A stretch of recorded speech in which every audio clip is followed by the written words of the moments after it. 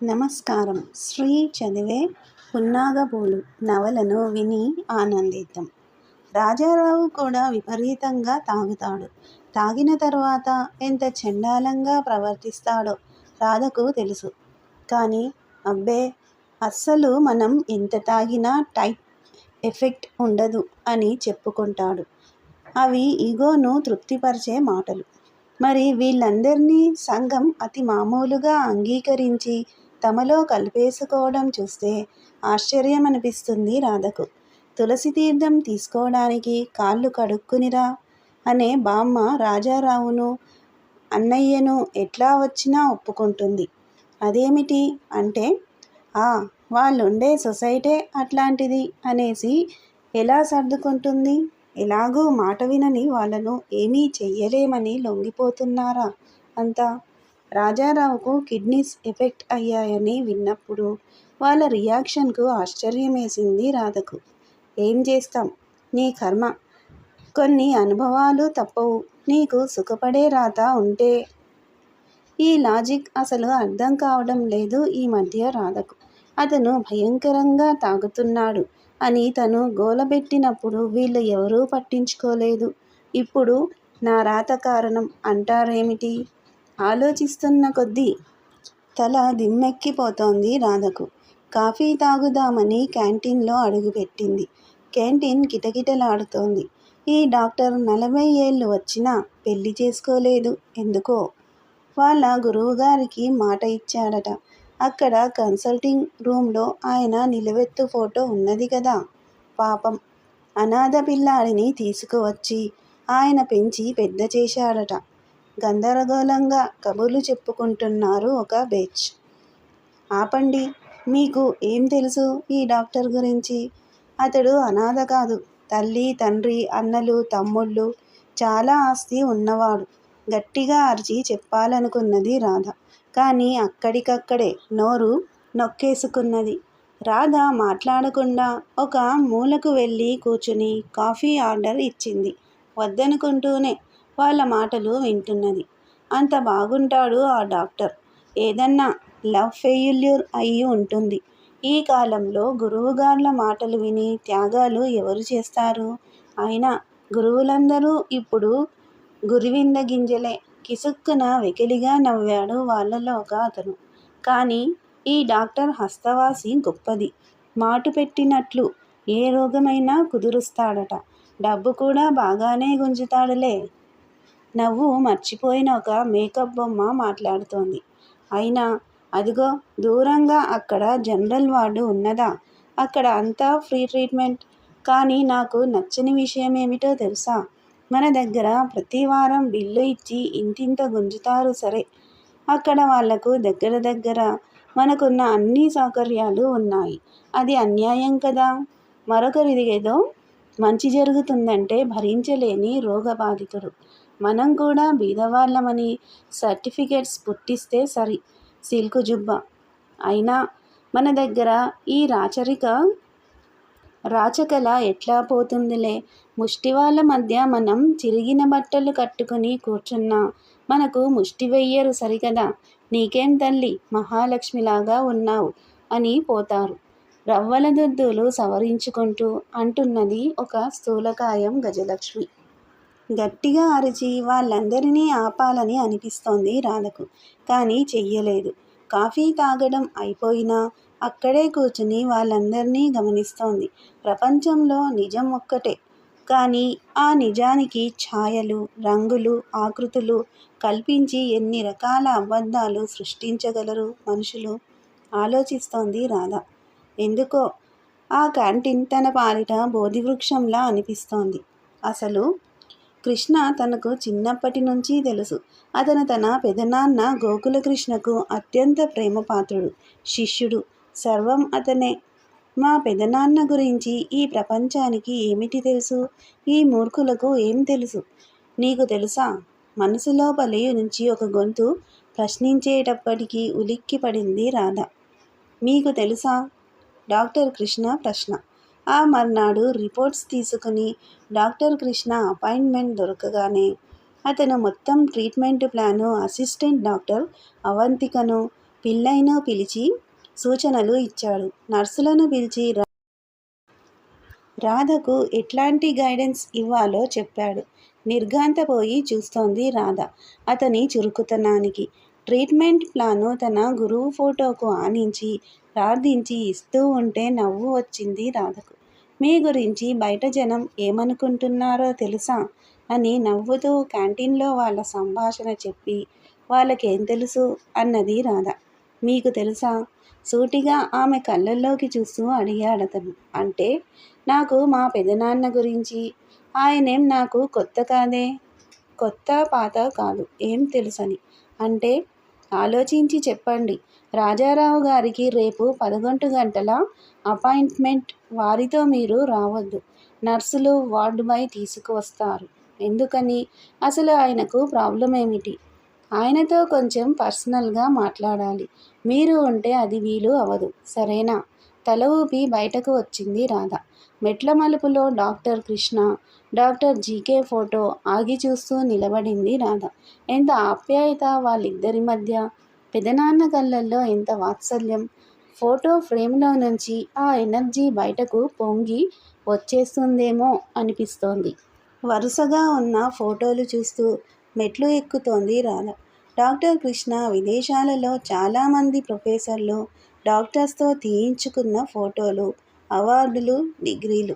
అబ్బో, ఎప్పుడు చదివాడో ఇవన్నీ!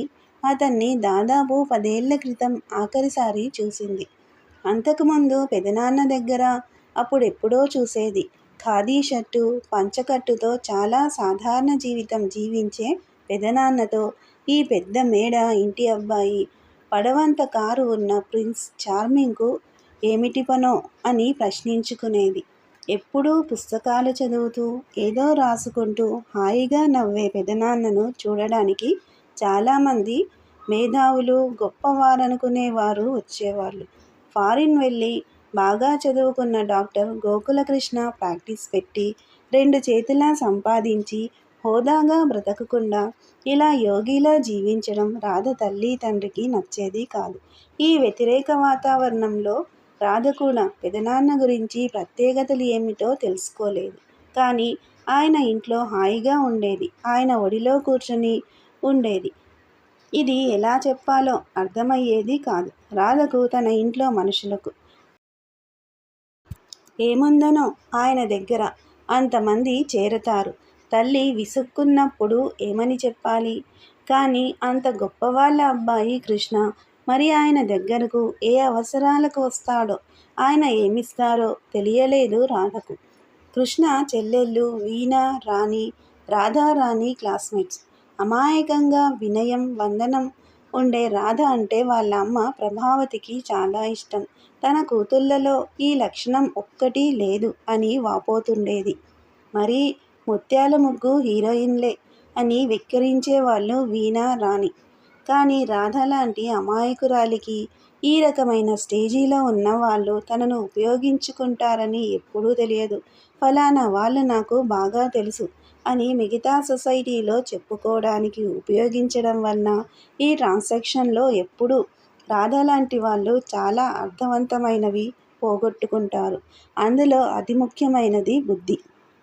మనకు నచ్చే ప్రవర్తన మనకు నచ్చిన వాళ్లకు ఆపాదించి వాళ్ళు అవే నమ్మి మిగతా వాళ్ళను కూడా నమ్మించాలి అని ప్రయత్నిస్తారు. ఎవరైనా వాళ్ళ నిజస్వరూపం చూపించపోతే తప్పించుకుని గిట్టని వాళ్ళుగా ముద్ర వేస్తారు. ఈ గుణాలు ప్రవర్తనలో జీర్ణించుకుని పోయిన తర్వాత వీటి వెనుక నిజాలు చాలా తక్కువసార్లు చూస్తారు. ఇలా తమ సోషల్ డిపెండెన్స్ని ఎమోషనల్ డిపెండెన్స్కి ఉపయోగించడం మర్చిపోతారు. ప్రతి చిన్న విషయానికి ఆ పెద్దింట్లో రాధను పిలవండి అని కారు పంపేవారు. అది చాలా గొప్ప విషయం మిడిల్ క్లాస్ రాధకు, ఆమె కుటుంబానికి. అటువంటప్పుడు ఒక భయంకరమైన సంఘటన ఆ కుటుంబానికి షాక్ ఇచ్చింది.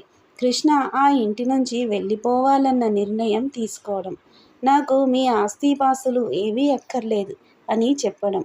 ఏమిటో మాస్టర్స్ గైడెన్స్ అంటాడు. ప్రపంచ శాంతికి ప్రార్థనలు చెయ్యాలంటాడు. తనది సేవాపదం అంటాడు. ఏమిటో ఈ గోల! రాధ సలక్షణంగా ఉండవలసిన పిల్లాడు మీ పెదనాన్న వల్లే చెడిపోయాడు. 2 చేతుల నిండా బంగారు గాజులతో, జరీ చీరతో ప్రభావతి కళ్ళనీళ్లు తుడుచుకుంటుంటే సాక్షాత్తు మహాలక్ష్మి కన్నీరు కార్చినట్లు ఫీల్ అయింది రాధ. మీ పెదనాన్న గుచ్చుకున్నది ఆ మాట. ఎంత మంచి తల్లి! ఆవిడను బాధపెట్టి ఏం సాధిద్దామనుకుంటున్నాడో ఈ కృష్ణ! తుఫానులా కృష్ణ దగ్గరికి వెళ్ళింది రాధ. మీరు చూశారా ఈ మాస్టర్స్ను? ఉలిక్కిపడ్డాడు కృష్ణ. రాధా, ఏం మాట్లాడుతున్నావు నువ్వు? ఆశ్చర్యంగా అడిగాడు. మీ అనుభవంలోకి రానిదాన్ని, నీకు ఎవరో చెప్పినదాన్ని ఉన్నది అని మభ్యపెట్టుకోవడం ఏమిటి? ఒకప్పుడు ఎవరైనా నేను దైవాంశ సంభూతుణ్ణి అని అంటే అది ఏదో మేనియా అని మీరు పెదనాన్న నవ్వేవారు. మరి దీనికి పేరున్నదా? ఆ మాటల్లో వెటకారం భరించలేకపోయాడు కృష్ణ. ఈ అమ్మాయి గురించి అంకుల్ మరొక రకంగా గొప్పగా చెప్పారు. ఈ పిల్లేనా ఇలా మాట్లాడేది? మనిషి తనను తాను లోతుగా తవ్వేసుకుంటోంది. మనస్సు లోతుల్లో ఒంటరితనం వచ్చిందా? ఇంకా అది పూడ్చడానికి తపస్సు చెయ్యాలి. నేను చూశానా అన్నది లేదా అన్నది ప్రశ్న కాదు. నేను ఏమిటి ఫీల్ అవుతున్నాను? నా విజనే యథార్థమైన అనుభవంగా ఎలా రూపుదాలుస్తోంది? దానివల్ల నా చుట్టూ ఎటువంటి వైబ్రేషన్స్ ఏర్పడుతున్నాయి? ఇది నా ద్వారా ప్రపంచానికి ఏమివ్వాలన్నది ముఖ్యం. అంటే ఇలాగే బ్రతకదలుచుకున్నావా? ముక్కుపుటాలు అదురుతున్నాయి కోపంతో రాధకు. అంతే, శాంతి ఏదో తెలిసిన తర్వాత కృత్రిమపు సుఖాల కోసం కాంప్రమైజ్ అవ్వకూడదు. మీ ఇంట్లో వాళ్ళు ఏం చెబుతున్నారు? నిన్ను జీవితంలో పైకి రావద్దు, ఆనందంగా ఉండొద్దు అని శాసిస్తున్నారా? మీ తల్లిదండ్రులు, నీ కుటుంబం, నీకు ఏం కావాలో తెలిసిన వాళ్ళు, నువ్వు నమ్మే ఆ దివ్యత్వాలన్నీ నిన్ను ఎందులోకి లాక్కు వెళ్తాయో తెలియదు. మీ భాషలో ఈ విశ్వమహాయజ్ఞంలో వాళ్ళు నమ్మే మంచి కోసం నిన్ను సమిధలా వాడుకునే మా పెదనాన్న లాంటి వాళ్ళు నీకు ముఖ్యమైపోయారు. ఆపురాధా, నీ గురించి ఆయనకు చాలా తెలుసు. దురదృష్టం ఏమిటంటే నీకు ఆయన గురించి ఏమీ తెలియదని నాకు అర్థమైంది. నీకు నేను మాట్లాడే విషయాల విలువ తెలిసే రోజు వస్తుంది. కానీ రాధ తన ధోరణిలో తను ఉన్నది. అతన్ని పోగొట్టుకోవడం తల్లికి, తండ్రికి, కుటుంబానికి ఎంత బాధో, అతడి తల్లి కన్నీరు మున్నీరుగా ఎలా ఏడుస్తుందో, ఉపవాసాలు చేస్తుందో చెప్పుకుపోతోంది. నవ్వొచ్చింది అంత టెన్షన్లో కూడా కృష్ణకు. ప్రపంచంలో ఉన్న వస్తుభ్రాంతి అనే భ్రాంతి భవనంలో నివసించే తమ కుటుంబం, గోత్రం కాపీనం, నక్షత్రం అహంకారం. అక్కడ ఆప్యాయతలు, మరొకరి కష్టం సుఖం గురించిన ఆలోచనలు, నిస్వార్థ చింతనలు ఇవన్నీ దివాస్వప్నాలే. అతనికి యథార్థమైన మెంటల్ పిక్చర్ కనబడుతోంది. ప్రభావతి జరీ చీర కట్టుకుని చంద్రహారాలు సరిచేసుకుంటూ అప్పుడప్పుడు ఆ మధ్యే చేయించుకున్న కొత్త బంగారు గాజులు చీర కొంగు పెట్టి మెరవడానికి తుడుస్తూ, ఇలా మా కిష్టిగాడు తయారవుతాడని కలలో కూడా అనుకోలేదు మిసెస్ రావు. ఫారిన్ నుంచి రాగానే వాడికి హాస్పిటల్ కట్టించి వేసివెయ్యని సంపాదన, ఇవన్నీ మా కలలు. మా సహాయం వద్దట. అంతా వాడే ప్లాన్ చేసుకుని ఫారిన్ వెళ్తున్నాడు. మా మాట వినకపోతే ఆర్థికంగా మా అండ ఉండదని ఖరాఖండిగా చెప్పేశాము. అంతే కదా మరి. ఏమాత్రం జంకకుండా ఇంట్లో నుండి వెళ్ళిపోతానన్నాడు. ఏమిటో, పిల్లల్ని కంటాము గాని వాళ్ళ రాతల్ని కనలేము కదా. ఏం తక్కువ చేశామని? కళ్ళల్లో నీళ్లు తుడుచుకుంటూ అన్నది ప్రభావతి.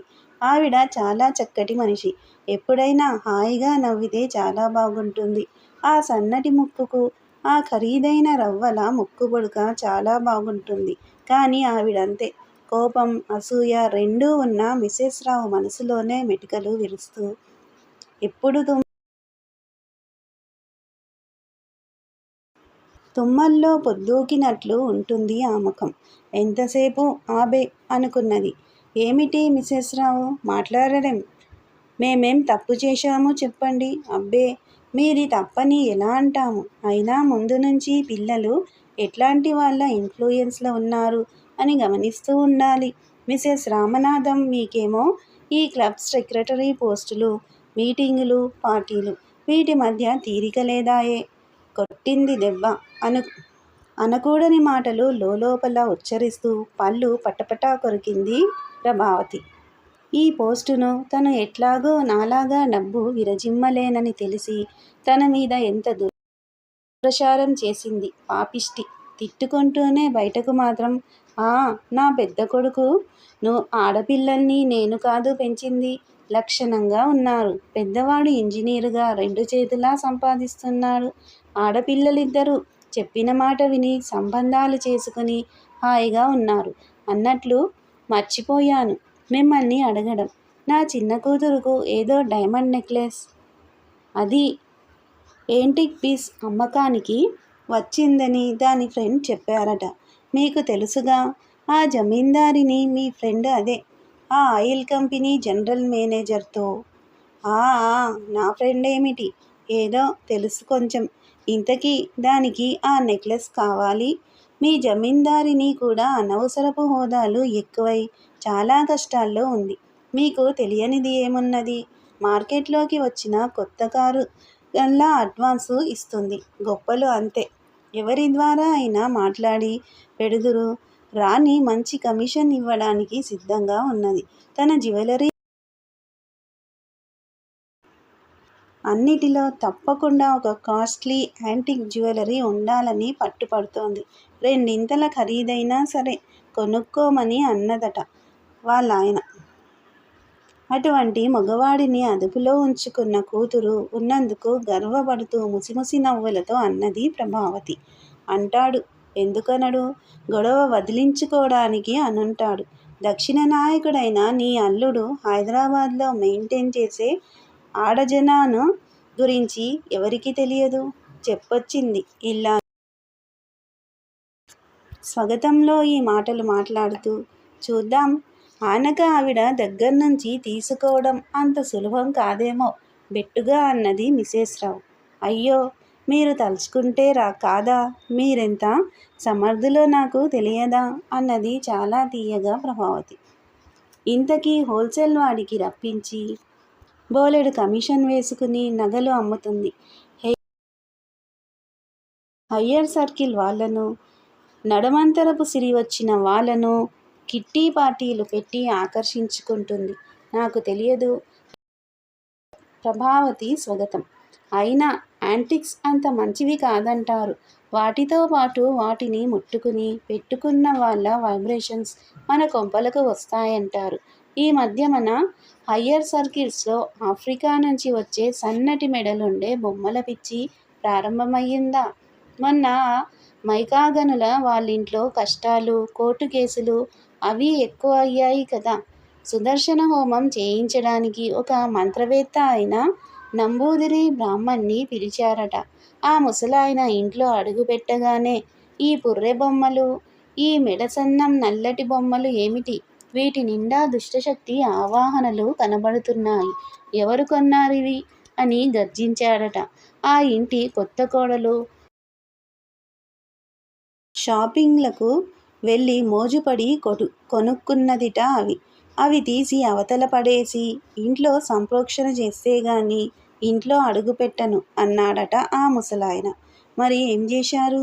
కుతూహలంగా అడిగింది ప్రభావతి. ఏం చేస్తారు? బయట పారేశారు. ఆ తర్వాత ఆ కుటుంబం ఇప్పుడే ఊపిరి పీల్చుకుంటోంది. ఎందుకు చెబుతున్నానంటే, ఇప్పుడు మీ అమ్మాయి మనసు పడ్డ ఆ నెక్లెస్ ఈ రాణిగారు దిబ్బవరం రాజాగారి దివాణం నుంచి కొన్నది. మీకు తెలుసుగా. దిబ్బవరం రాణిగారు ఆత్మహత్య చేసుకుని చచ్చిపోయింది. దేవిడిలో ఇంకా దెయ్యమై తిరుగుతోంది అంటారు. ఈవిడ ఇదిగో మీ అమ్మాయిలాగా మోజుపడి కొనుక్కున్నదా? అది వచ్చిన దగ్గర నుంచి నానా నిందలు. రాజావారి మరొక కాపురం.